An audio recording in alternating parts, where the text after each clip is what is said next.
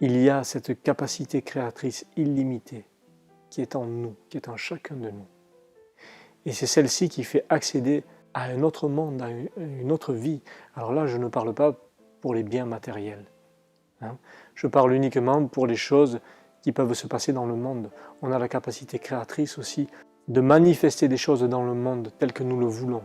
Si on veut vraiment toucher à cet alignement, à cette conscience pure qui nous sommes, à un moment donné, il faut arrêter de regarder tout ce qui se passe à l'extérieur et regarder à l'intérieur pourquoi nous réagissons comme ça. Pourquoi il y a un phénomène de réaction vis-à-vis de l'extérieur. Il faut arrêter de regarder à l'extérieur. Il y a des moments où il faut se poser et regarder ce qui se passe en nous.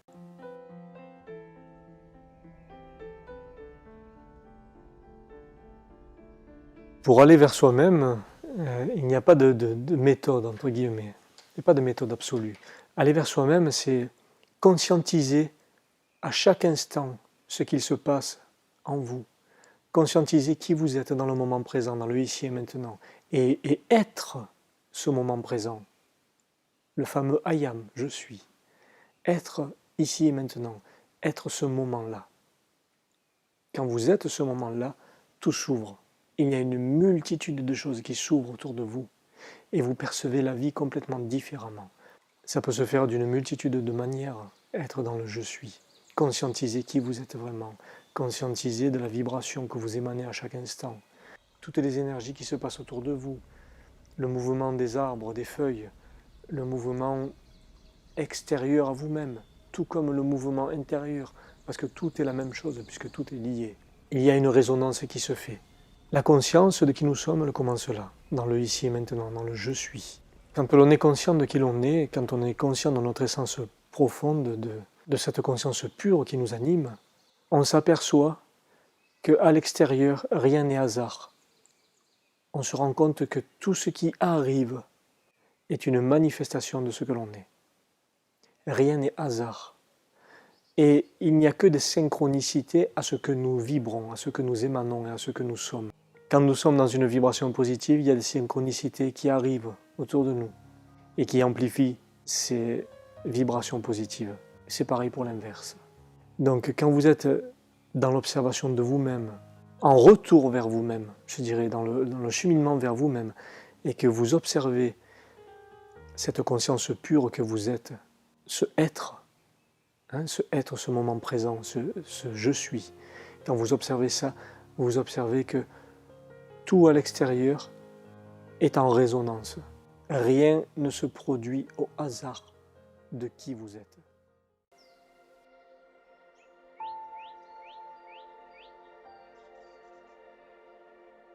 Oui, bien sûr, on est incarné dans une vie terrestre. Et on voit toutes sortes de souffrances à l'extérieur de nous-mêmes. Il y a des souffrances partout dans le monde. Ces souffrances-là, qu'est-ce qui se passe si on focalise en permanence dessus? C'est le cas par exemple quand vous regardez les informations à la télé. Vous focalisez là-dessus et ça vous met dans des émotions et des pensées négatives. Hein, ça vous met dans de la tristesse, de la colère, des ressentiments, de la peur, des doutes. Mais si on focalise en permanence chaque jour sur les souffrances qui se passent à l'extérieur, on ne change rien. Parce que nous-mêmes, nous nous mettons dans des émotions et des pensées négatives. Ces émotions et ces pensées ne sont que de l'énergie qui vont nourrir une autre forme d'énergie qui se passe déjà. Donc l'essentiel, c'est de comprendre, d'être conscient des souffrances dans le monde. Oui, en être conscient pleinement de toutes les souffrances qui se passent, de la famine, de la pauvreté, des enfants qui meurent de faim dans le monde. Il faut être conscient de ça. Mais au lieu de focaliser uniquement sur les aspects négatifs et de se lamenter, il faut pouvoir d'abord changer sa vibration pour pouvoir alimenter autre chose et non seulement avoir des pensées et des émotions positives pour ça, mais aussi après, dans nos possibilités, chacun à notre échelle, de faire des actions qui vont à l'encontre de ces souffrances-là. Alors je ne parle pas de lutte, parce que lutter contre, ça revient à nourrir ce pour quoi on lutte. Hein? Je dis au contraire d'avoir un aspect positif des choses, d'essayer de manifester des choses en nous qui sont positives, regarder des choses négatives et la souffrance et se focaliser uniquement sur cette souffrance en se lamentant, c'est comme s'il y avait un tourbillon et que ce tourbillon c'est de l'énergie et vous alimentez l'énergie du tourbillon et quelque part quand le tourbillon a une énergie, il grandit et ça devient une tornade. Donc ce n'est pas la bonne manière que d'alimenter ça. Dire moi à mon échelle qu'est-ce que je peux changer en moi? Déjà changer mes pensées, mes émotions, mon énergie, et puis ensuite faire des actions concrètes, bien sûr, parce que une pensée, une énergie, une émotion, c'est bien, mais il faut la manifester par des actions. On a une manière très simple de les utiliser, ça s'appelle la pensée. À chaque fois qu'on pense à quelque chose, on envoie une information dans l'univers. Cette information, pour peu qu'on y mette un peu d'émotion derrière, juste pour dire « Ok, j'ai cette info, mais je vibre à cette info ». Voilà, la vibration, elle est faite par l'émotion. C'est l'émotion qui amène la vibration. Il ne suffit pas de penser. Je pense, c'est un type de vibration très légère. J'y rajoute de l'émotion. Je commence un petit peu à alourdir la vibration. Pour peu que j'y ajoute un peu d'action, je vais matérialiser, manifester ce que je veux. Parce que j'ai eu ce triptyque fabuleux, pensée, plus émotion, plus action. Et c'est comme ça que je crée. Et je peux créer parce que justement, tout est déjà en moi. C'est de cette manière-là, en s'occupant de ce qui se passe à l'intérieur de nous-mêmes, que progressivement les choses changeront. Et d'ailleurs, quand j'entends parler de système ou de société, très souvent on entend les gens dire « oui, mais on fait partie du système, on fait partie de la société, c'est difficile ». Mais la société et le système, qui c'est dans l'absolu? C'est nous-mêmes. Nous sommes le système, nous sommes la société, et nous donnons de l'énergie à ça. Donc, pour que ça change à l'extérieur, il faut d'abord que ça change à l'intérieur. Alors devenons des exemples de ce que l'on souhaite.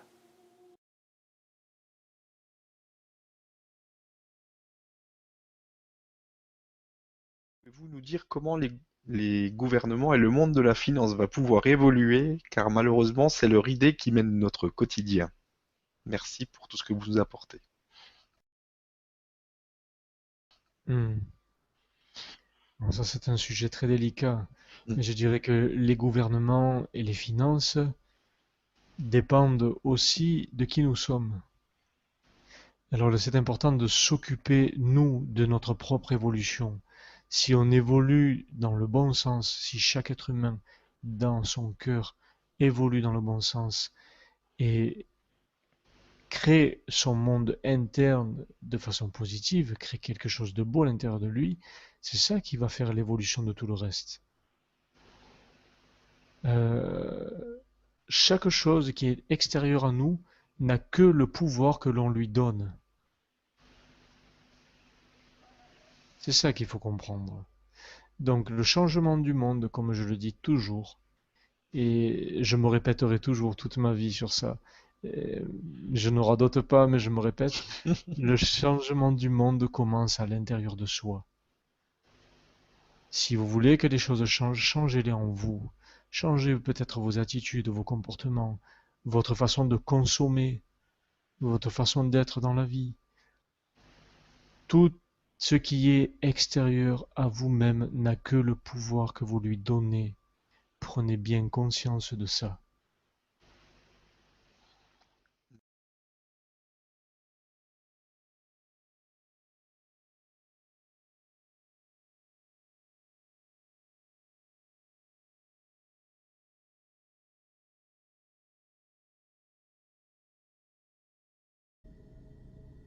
Je m'étais aperçue à un moment donné que mes pensées et mon état d'être changeaient complètement mes vibrations et donc me permettaient d'accéder à un monde ou à un autre. Parce qu'en fait, le monde que nous voyons correspond complètement à ce que nous sommes, nous, à l'intérieur. Et si on est deux personnes côte à côte, on pourra décrire le monde et on ne verra pas la même chose. Parce qu'on n'a pas les mêmes croyances, parce qu'on n'a pas les mêmes pensées, parce qu'on ne vit pas de la même façon. Donc on vit dans des mondes différents. Il n'y a que l'énergie cœur qui peut nous permettre de nous comprendre. Mais en dehors de ça, il y a incommunicabilité quelque part parce qu'on est tous dans notre monde. Et ce monde, souvent, n'est pas objectif. Il correspond à ce que nous sommes. Et donc, ce que j'ai vécu sur les plans subtils, évidemment, se retrouve sur le plan physique. C'est-à-dire que moi, je me suis dit, mais à un moment donné, mais c'est terrible. Alors je me suis dit, mais dans le plan physique, les gens ne voient pas quand ils émettent des pensées, mais ces pensées, elles prennent corps autour d'eux. Et c'est ce que les Esséniens, il y a 2000 ans, appelaient entité maladie et forme pensée. Parce que pour eux, c'était quelque chose d'extrêmement important, c'est-à-dire ils disaient la maladie ne vient pas de l'extérieur, elle vient d'abord des portes que nous ouvrons en nous et qui permettent à ce qu'on appelle les entités, ou à ce qu'eux appelaient les entités maladies, et qu'on appelle aujourd'hui dans nos cours les entités maladies, de venir se greffer justement sur les pensées qu'on émet. Moi, je crois en le fait qu'on attire à nous ce qui émane de nous. Si je vibre la disharmonie, il y a plus de chances que j'attire des choses disharmonieuses dans ma vie. Et ces choses seront quelque part le reflet de ce que je suis moi-même, effectivement. Ça, je crois qu'on peut le dire. Et je crois qu'on peut surtout l'expérimenter, parce qu'à un moment donné, il y a les croyances et puis il y a ce qu'on vit. Et dans ma pratique, une fois qu'on commence vraiment à observer les choses, on voit que si on n'a pas réglé quelque chose, on risque de l'attirer, comme des situations récurrentes qui reviennent, toujours le même type de confrontation avec les gens, de choses qui nous sont dites. Hein. Et par contre, une fois qu'on a lâché prise, qu'on a guéri la cause qui finalement se manifestait en tant que conséquence à l'extérieur, elle ne se manifeste plus. Parce que le monde des causes est toujours en nous, le monde extérieur est le monde des conséquences. Si je guéris la cause, la conséquence ne se manifeste plus, effectivement. Et le problème, c'est que la personne, quand elle a peur, elle va vibrer la peur. Et elle va tirer des circonstances qui lui donneront raison d'avoir eu peur. Elle va dire « Ah ben j'avais raison d'avoir peur puisque ça s'est manifesté » sans savoir que c'est elle qui a produit la chose, qui l'a attirée. Alors qu'effectivement, si on a peur, il faut aller voir pourquoi on a peur. On a souffert du manque quand on était plus jeune. Peut-être qu'on a hérité de mémoire aussi au niveau du manque. Nos ancêtres ont manqué et puis on a hérité de cela. Mais ce n'est pas parce qu'on l'a hérité ou qu'on a vécu ça dans l'enfance qu'on doit vivre avec toute sa vie et qu'on doit attendre que ça se compense à l'extérieur pour ne plus être dans cette sensation de manque. Souvent, les gens, justement, attendent que ça change à l'extérieur pour être dans le bonheur, dans la joie. Et du coup, ils conditionnent leur état d'être aux circonstances extérieures et ils perdent leur pouvoir. Ils donnent leur pouvoir au monde extérieur aux autres. Dans la méditation, dans la voie spirituelle en général, on va se réapproprier notre pouvoir par la prise de notre responsabilité pleine et entière dans ce qu'on crée. Et on ne s'imagine pas, quand on est dans le plan physique, parce qu'on ne les voit pas, qu'à chaque fois qu'on émet une pensée, on crée un monde. Et je me souviens qu'il y a 2000 ans, dans les enseignements qui nous étaient donnés il y a 2000 ans, il y a des enseignants qui nous disaient « mais quand vous prononcez une parole, vous créez un monde. Quand vous prononcez une parole, vous créez un univers. » Et sur ces univers, il y a des entités qui, elles, vont avoir une forme de vie comme vous avez une vie sur Terre. Et qui vont vivre dans des univers ou chaotiques ou au contraire harmonieux, selon ce que vous avez émis. Donc nous sommes des créateurs. De reprendre notre pouvoir, et je pense que l'ère qui vient, une des choses extrêmement importantes, et c'est pour ça que nous consacrons beaucoup de temps aux pensées, aux formes pensées, ça va être la gestion, c'est-à-dire reprendre le pouvoir sur nos pensées, ne plus laisser inconsidérément nos pensées partir dans tous les sens, ne pas créer n'importe quoi comme pensée, mais au contraire apprendre, comme sur d'autres planètes, la gestion de nos pensées, c'est-à-dire redevenir maître en fait de nos pensées et de nos émotions. Et à ce moment-là, on va créer des mondes qui ne seront pas chaotiques. D'ailleurs, pour rentrer dans une 5e dimension sur le plan astral, par exemple, ne serait-ce que quand je suis en voyage astral, si je peux créer extrêmement vite, c'est-à-dire ce à quoi je vais penser va se créer. Et si par exemple, si j'ai tout d'un coup peur d'une guerre ou de n'importe quoi, je vais créer la guerre. Donc si on rentre dans la 5e dimension sans apprendre à gérer nos pensées, on va créer des mondes chaotiques et redescendre dans une dimension inférieure, forcément. Donc alors maintenant, on va dire effectivement, bon, est-ce qu'il faut ignorer complètement toutes les choses négatives? Non, pas du tout.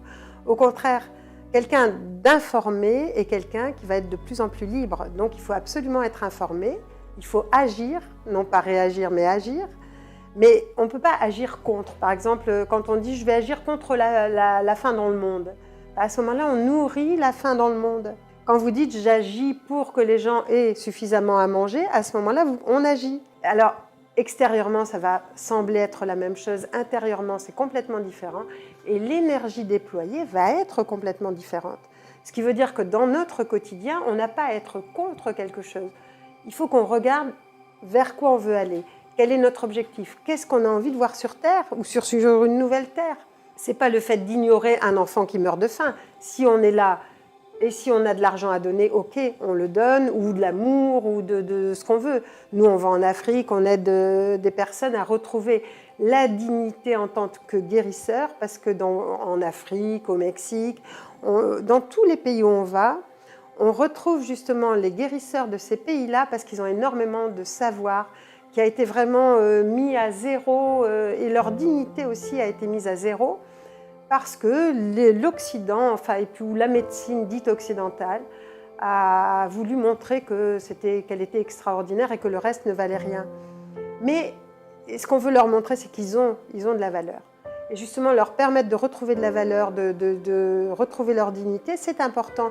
Donc, où que vous soyez, quoi qu'on fasse, quoi que vous fassiez, c'est bien de le faire. C'est pas ça le problème. Mais c'est important de ne pas le faire contre un gouvernement, contre quelque chose. Par contre, d'être informé, oui, et de le faire en conscience, en se disant, moi, qu'est-ce que j'ai envie de voir sur Terre? Qu'est-ce que j'ai envie de faire sur Terre tous les jours? Comment j'ai envie que mes enfants voient la planète? Comment j'ai envie qu'ils vivent? Donc, accepter de ne pas tout pouvoir faire. On n'est pas là pour sauver la planète. On est là déjà pour donner une énergie positive à notre environnement. Et ça, c'est important. Parce que si déjà autour de soi, on arrive à faire générer de l'amour, de la joie, en acceptant aussi de pouvoir être triste, accepter d'être ce qu'on est, quoi, tout simplement, à ce moment-là, la planète va changer. Mais on ne va pas être le sauveur de la planète. Ce sont des titres qui n'ont plus lieu d'être. On n'a pas besoin de gourou, on n'a pas besoin de sauveur, on n'a pas besoin de suivre des instances, à nouveau de donner notre pouvoir à d'autres personnes. Et puis de se dire, ben oui, on est divin, on est tous divins. Mais cette divinité, voilà, réveillons-la.